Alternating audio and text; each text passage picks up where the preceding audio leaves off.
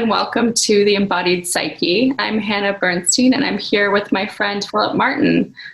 Philip is the creator of The Human Instrument, which is a platform for exploring what it means to experience the human body. So he uses various approaches, somatics, vocal expression, movement, touch therapies, and also postural therapy through functional patterns. Philip, welcome. Hi, thank you. Thanks for being here. I really appreciate you coming on the show. So let's just hop right in. How did you find your way into working with somatic methods? It was an accident, actually. What was the accident? Well, the accident was I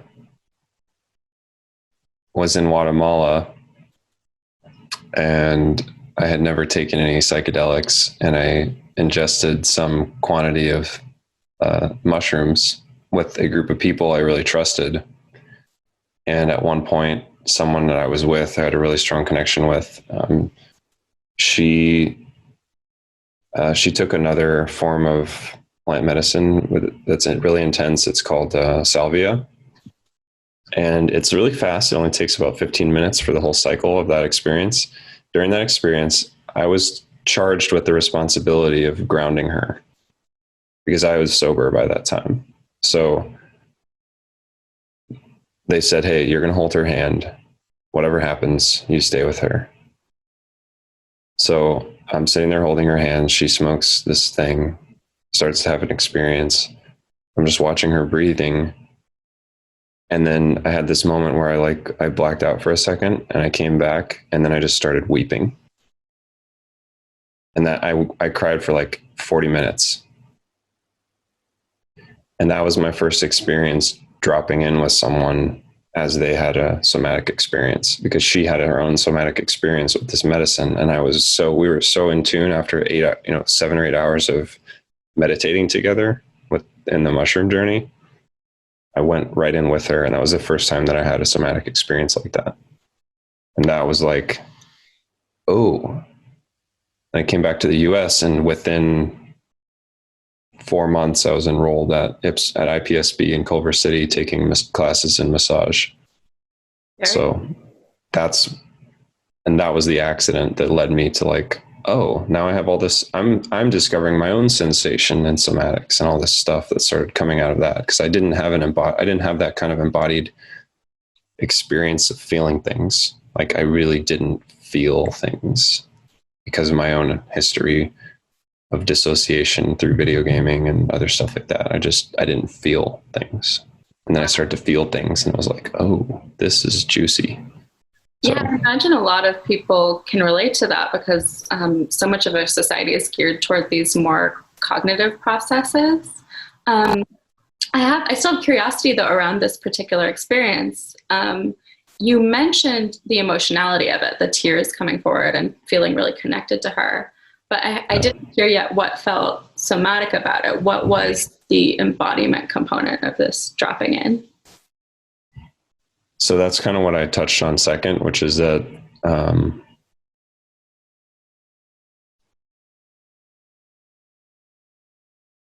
I've always had good motor control, and I equated that to athleticism.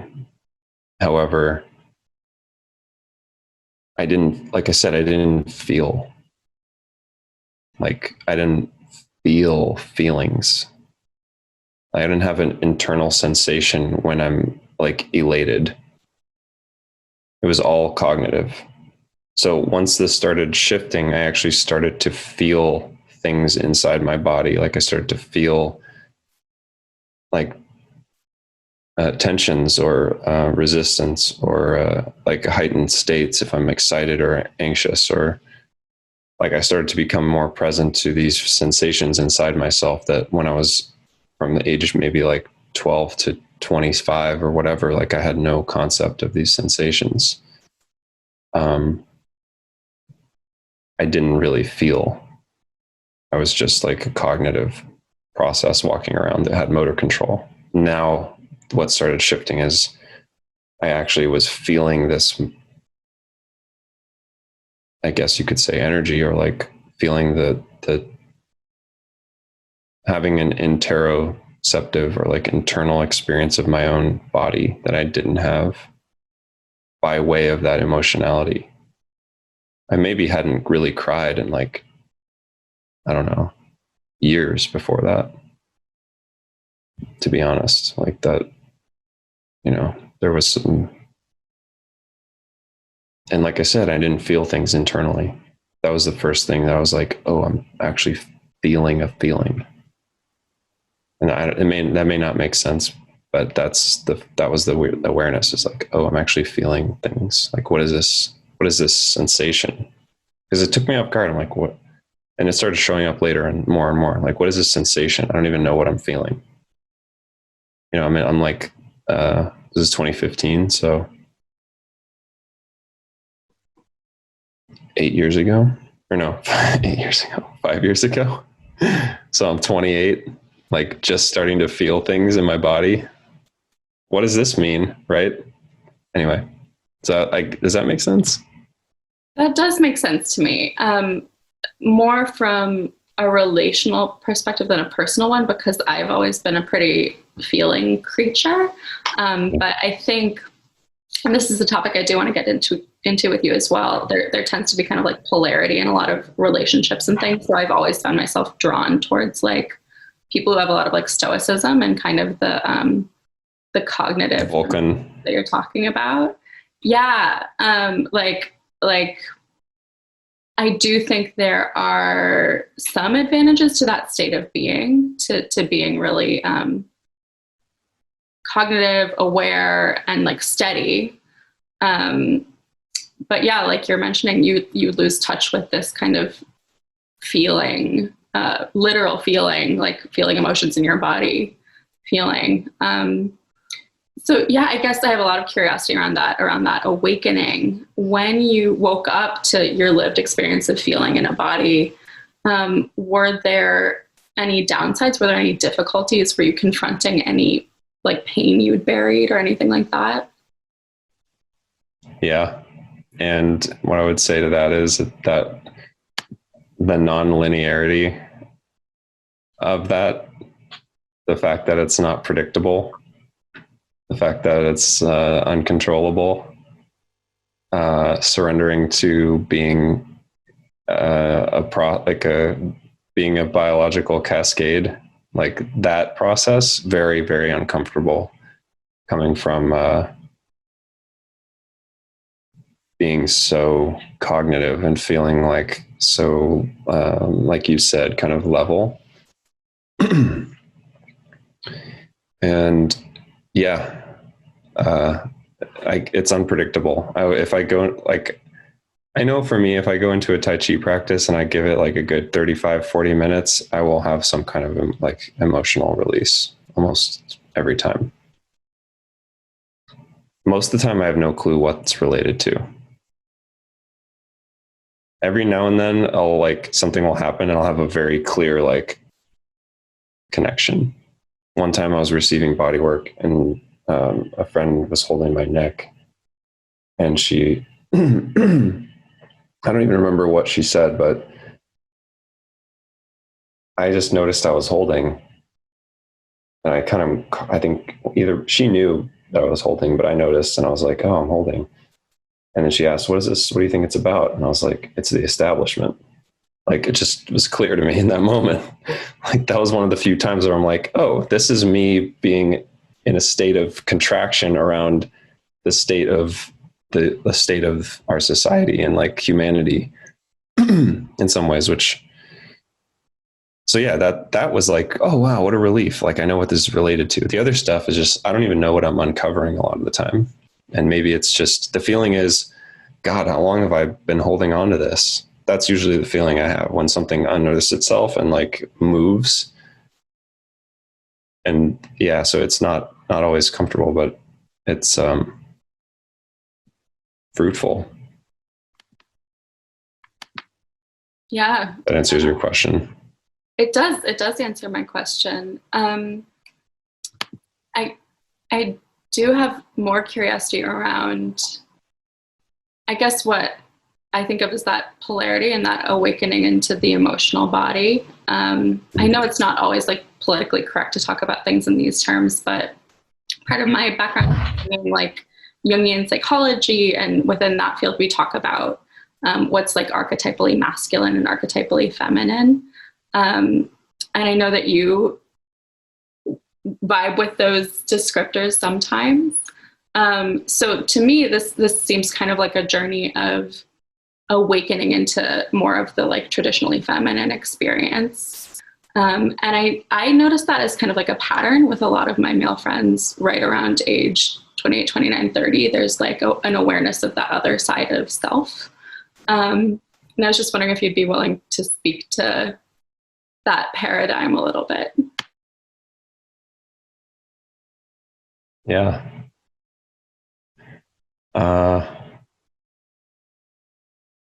Batman wouldn't be as effective without his full tool belt, like all the bells and whistles.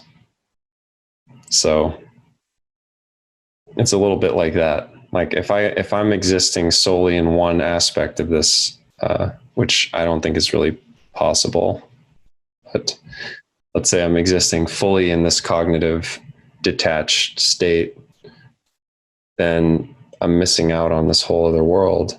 And it also could limit my ability to to relate with and interface with people who are experiencing a lot more of this feminine energy. Like within that description, like the masculine would be this grounding energy, and the feminine is like the masculine almost experiences life through the feminine in a way. That's my kind of belief around it. Like especially within relationship, that I've spoken with people, and I used to think like, oh, I'm just like a Vulcan. Like I don't really have feelings. That was kind of how I thought about it. And that was my experience, is that I didn't have feelings. And, I was just mystified when people would have feelings, like women in my life would have feelings, or just anyone. So that's to say, like, yeah, I believe in that polarity, and I think that polarity exists within all of us, and it's an expression that comes and that shifts and wanes. And some of us are more consistently in, let's say, the feminine, and some of us are more consistently in the masculine energies, which looks like a feeling abstraction, I would say, in the feminine. And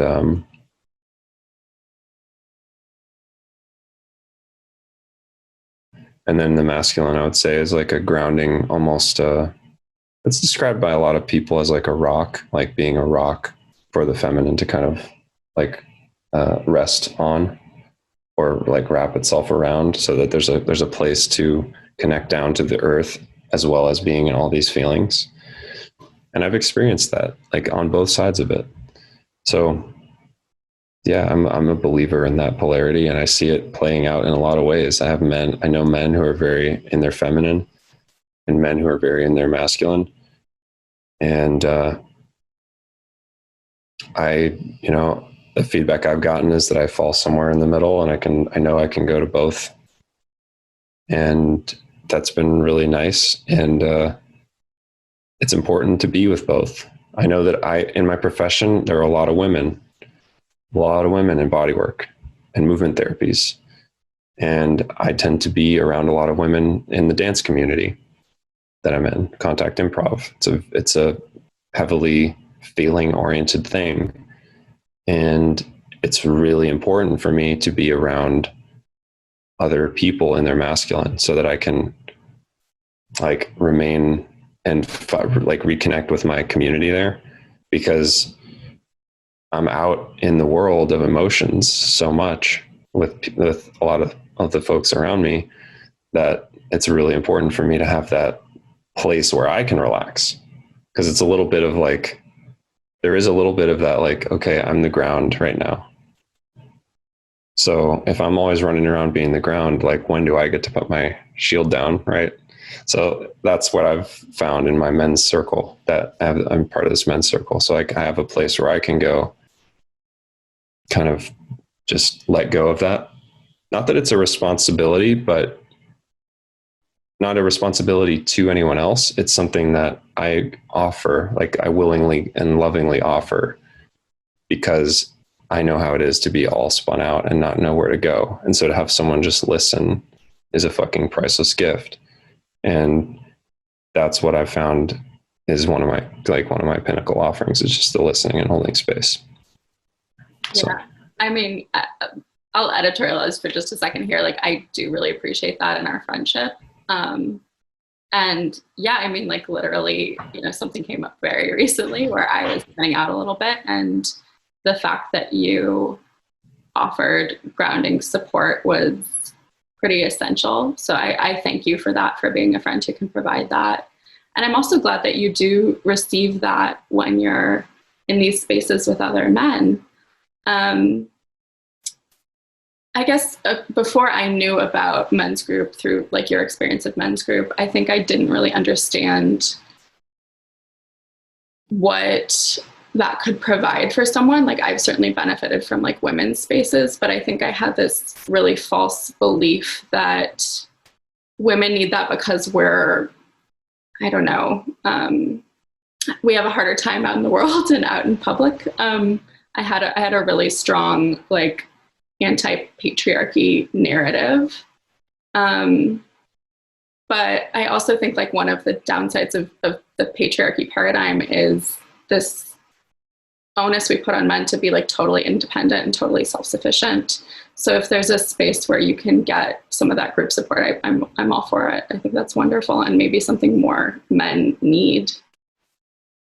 I've heard it said that some of the hardest things a man will ever do, he has to do alone. And what that means for me is that's the space in between a decision and the uncertainty. And what it is to be a man is like the perception is, or at least the historical kind of perception is like, yeah, men just pull themselves up by their own bootstraps. Like that's the American kind of meritocracy that I've inherited. And that extrapolates into a whole other set of conversations around privilege and around class and that sort of stuff, which we could go into at some point, but this might not be the day for it. But the point being, yeah, I also had this, there's no meeting of a men's circle that I've been to that goes by without a man admitting that or becoming present to the fact that when he tries to do shit alone, it's fucking horrible. Like the worst thing I can do for myself as a man is trying to do everything myself. And that is what I'm becoming really present to with the men's circle.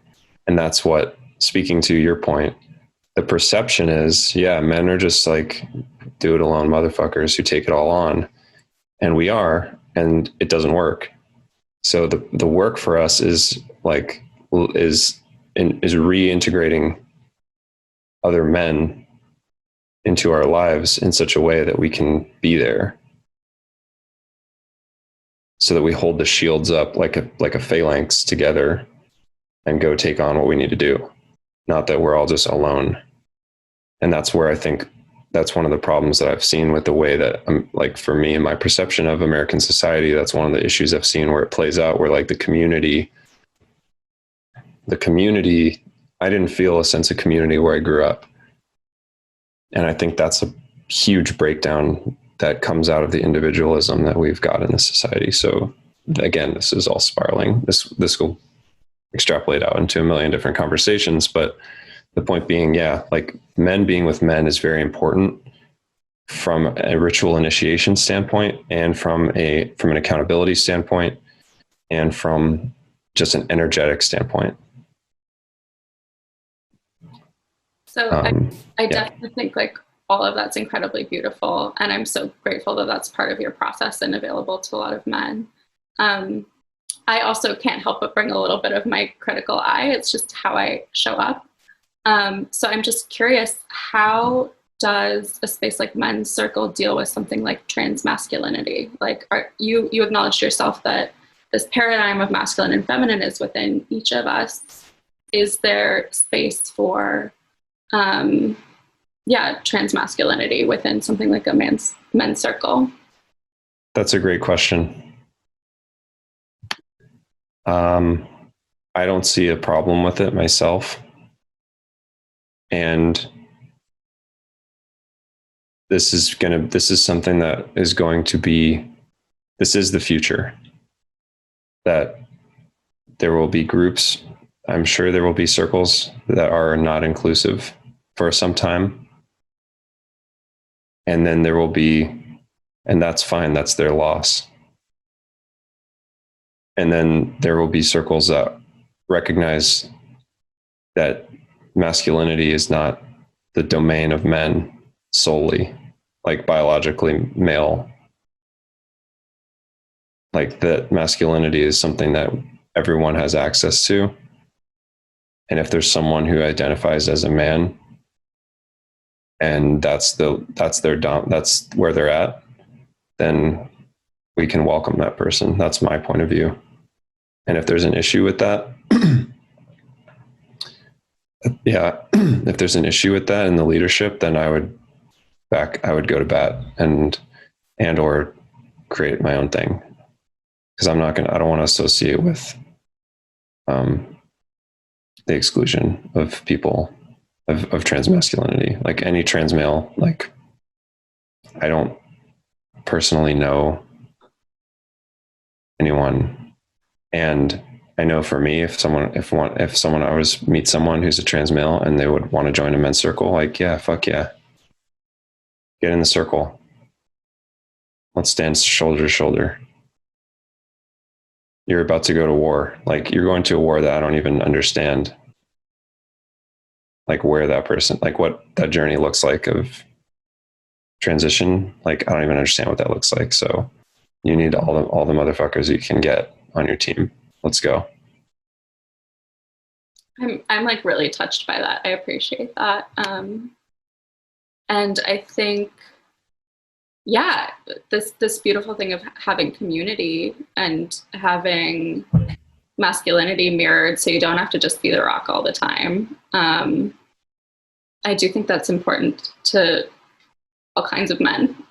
So thank you for speaking to being willing to go to bat for that. I think that's a voice that's kind of needed within what I imagine to be this kind of like new age men's circle community, though admittedly I only know about it in the abstract because I've never been to men's circle myself. Right. You're by proxy. Yeah. Well, cool. Thank you. I'm realizing we've had a really rich conversation, but we haven't yet talked about the work that you do, the human instrument. Yeah. Can you explain that name? It occurred to me that in conversation, I would find out like, oh, this person plays the piano, this person plays the violin, this whatever, the cello. And what comes out of the instrument is like, it's magic. You know, when I'm as a movement artist, when I'm in a space and there's live music and someone is expressing themselves through the instrument, it's transformative. And so I realized I don't play a musical instrument.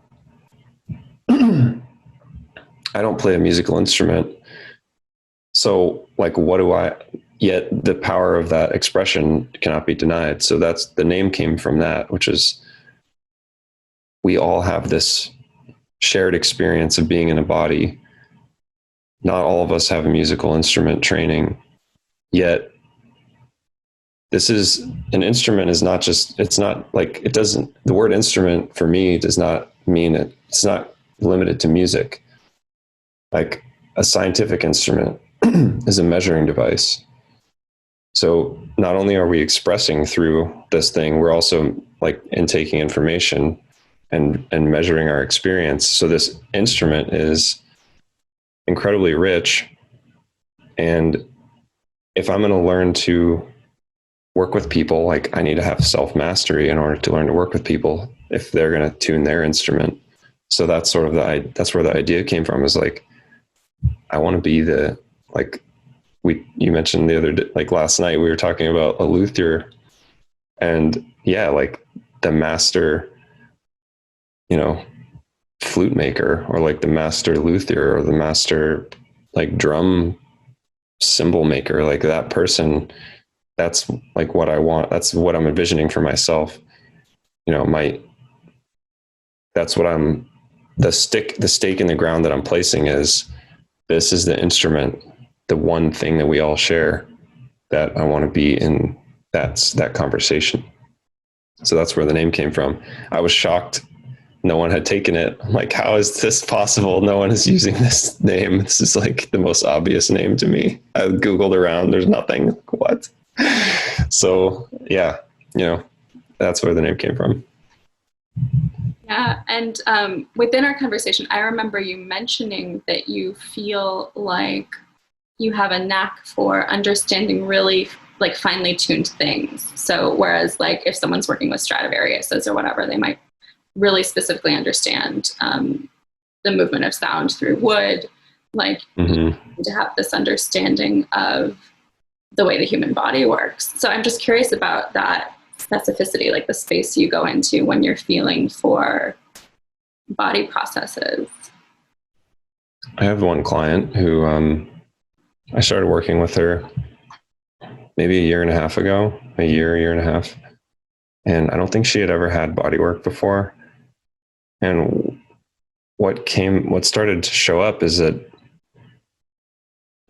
her grandmother was a healer. Her grandmother would lay on hands and like do stuff, do work with energy. And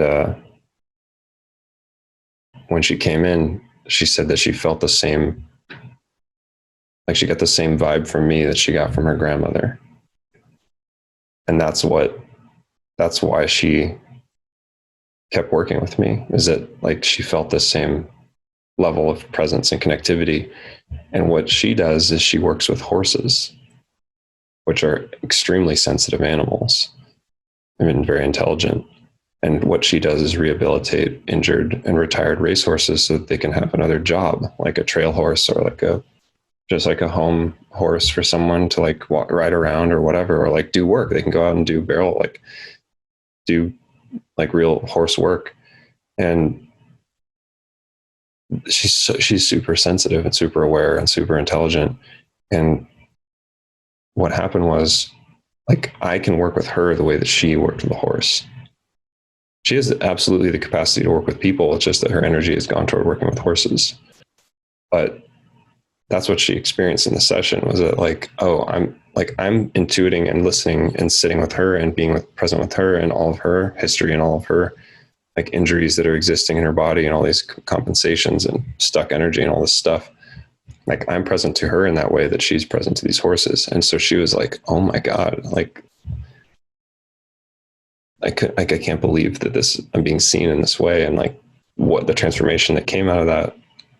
So yeah, I really think that if I weren't working with people, if I were still working more with technology, like that's my inclination, is to get into the most, like the finest, most delicate pieces of things. And like, how do I work with those things? And how do I perceive those things and be present with those minutiae? And then the challenge, of course, is like balancing that with being on a more gross level. So zooming out and then coming back in. But yeah, that's part of my calling too, is like being able to tune the instrument down to like the finest level. And that's that's an eternal process with listening. Yeah. Not just with my ears, but with my being. I really appreciate you speaking to that. I know just from my own experience, it's very hard to talk about the specificity of somatic work when a lot of it happens, for me at least, in a way that is beyond words. It's like I'm listening at a level that doesn't have a lot to do with vocabulary. And it also just can feel a little edgy to like self-promote in that way and talk about your work, because like, who knows, a lot of people who talk well about themselves are like bullshit artists. So I just want to say, from the perspective of someone who's like, you know, not formally, but like, you know, you've done like network for me and stuff, like, yeah, there's this level of like deep attention and deep listening that I think is a gift, and I'm glad your clients benefit from it. I'm curious, like, for viewers, for people who are watching this, do you maybe have any either suggestions for like work they could do at home in this time of quarantine for most of us? Or are there ways to get in touch with you for like consultations, perhaps virtually at this time? Yeah, I think the easiest way to get in touch with me is through my Facebook page, The Human Instrument, or I think you can post stuff in like the show notes, right? Like a link and things like that. That's the easiest way to get in touch with me. As far as resources, that's something that I'm building out for my own offerings. And for things that I know of that exist already, there's a really great podcast by a rolfer named Brooke Thomas called Liberated Body. So the Liberated Body podcast is one that she focuses a lot on embodiment. And I'm happy to refer people there because I've really enjoyed listening to her episodes. She's interviewed all kinds of like badass mofos. But yeah, for my offerings, like in terms of exercises, there are things you could do. Try, you know what? Here's one that's personal for me. Try brushing your teeth with your left hand if you're right-handed, and just notice what happens. Because I noticed when I did it, I turned into a 4-year-old again. And I was like scrunching my face, like trying to focus on doing motor control. Cause like my left hand motor control is like shit compared to my right hand. So it's something like that like, like it took me to this place of like, why do I hold so much tension in my face when I'm brushing my teeth? I realized when I started doing it left-handed that I was doing that I was still like scrunching my face up when I would brush my teeth. And it's because I never progressed past that level of motor control. Like as I was learning it, the focus that I was putting on it as a kid just stayed with me. Now I don't need to like create so much tension in my body when I brush my teeth. So like that's a simple exercise where you can just observe yourself, to switch hands and see like what happens to your whole being. You're going to go like trying to brush my teeth because I can't do the movement, so I guess that's the simple exercise that I would offer, is just try that and see what happens, see what you notice, and then after 3 weeks, you're going to be like, oh, this is way easier if you decide to stick to it. As I have. That's so funny. I really appreciate that. And yeah, I mean, all of my curiosity engages around maybe like the psychological possibilities for why that might be true, why we would get stuck in that kind of somatic process. But all I can do is speculate. So yeah, I'm glad people will be able to work with that exercise. I'll certainly try it and see what happens. It's super personal. I have no idea. I haven't really polled other people. It's just, that was my experience. Like, oh, I'm still 5 when I brush my teeth. Okay, got it. So something to look at. Well, thank you so much for being present for this, Philip. I really enjoyed this conversation. And yeah, my sense is like there's actually probably more for us to talk about. So if you'd come back on the show at some point, I'd love that. I'd love that. Yeah. All right, cool. And also, as I continue to develop the Human Instrument as a platform, there's a lot of room for things like discussions on the embodied psyche. Sounds good to me. All right. Sounds mutually beneficial. Yeah, agreed. All right. Well, thank you, Hannah. And this was lovely. Bye. Bye.